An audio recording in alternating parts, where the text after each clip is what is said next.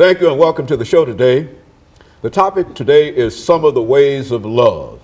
And we're fortunate to have with us a psychiatrist, Dr. CPoe, to talk about some of the ways of love and other elements of love. And Dr. Poe will give us some information in reference to his qualifications in a real sense for talking about such a subject. And I think that very few of our audience will need any kind of introduction to Dr. Poe, because he's been with us on many occasions and has given us excellent information. And of course, Dr. Poe, let me welcome you to the show this morning, and to have you to make some statements in reference to how you got here as a scholar, as a psychiatrist, and then we'll get into what I consider to be a very, very intriguing topic myself, some of the ways of love. And of course, you'll tell us some of the ways of love as the program develops. But first, give us some information about your background, your education, and some of the things that brought you to us this morning.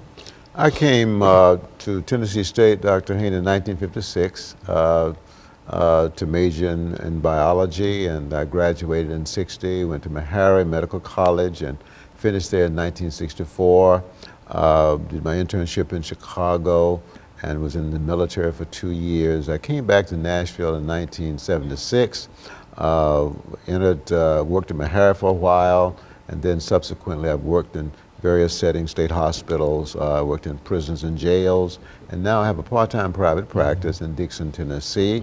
I've pastored 2 churches at different times here in Nashville, Tennessee, and have authored 2 books, one called The Prayer Response, a series of essays on different subjects such as what is the mind, where is the mind, the relationship between the mind and the brain.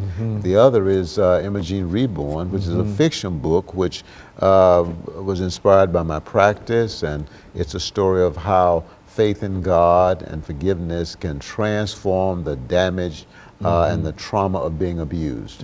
Very good. And so you're well fortified in reference to the information that you have dealing with love, I would imagine. Well, I hope I have some understanding. Some understanding of it. And the focus I want to, well, what I'd like to focus on today is the wisdom of adversity, the wisdom behind why God allows us to go through difficulties, conflict, disappointment, loss, addictions, why He allows us to go through divorce, why He allows us to have financial problems, mental illness, physical illness. Dr. Warren, in his book, The Purpose-Driven Life, says that there's a purpose behind every problem.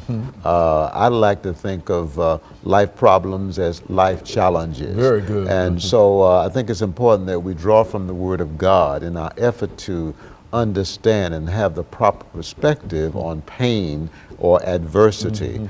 Romans 8:28 and 29 says essentially God makes all things work together for the good of those who love Him and who are called according to His purpose. The Word of God gives us some other glimpses of why God allows and how He uses pain or adversity in our lives. You recall the story of Joseph, sold into slavery by his brothers, was falsely accused of trying to rape Potiphar's wife, was thrown into prison.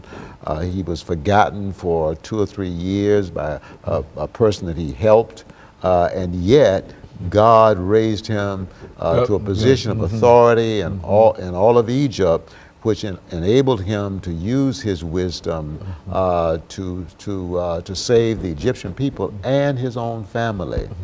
God allowed that. And so in a real sense, what you're saying is that through suffering, some kind of suffering, that there's some kind of redemption that is always possible to come out of that suffering. Is that what we're saying here? That's exactly what I'm saying. As a matter of fact, Dr. Warren makes the point that God teaches us. We learn some things through suffering that we can't learn any other way. The author, her name is Joni Eareckson Tada, who sustained a severe injury to her neck, which left her paralyzed from the neck down, says that when life is rosy, we can talk about the Lord, we can imitate Him okay? But only in suffering do we really know him. Good. So there's some things that God teaches us through suffering, through pain, through problems, that he doesn't teach us in any other way. And I would imagine over the last few seconds we have before our first commercial break, I imagine that this would resonate with a large number of folks today in this economy that we're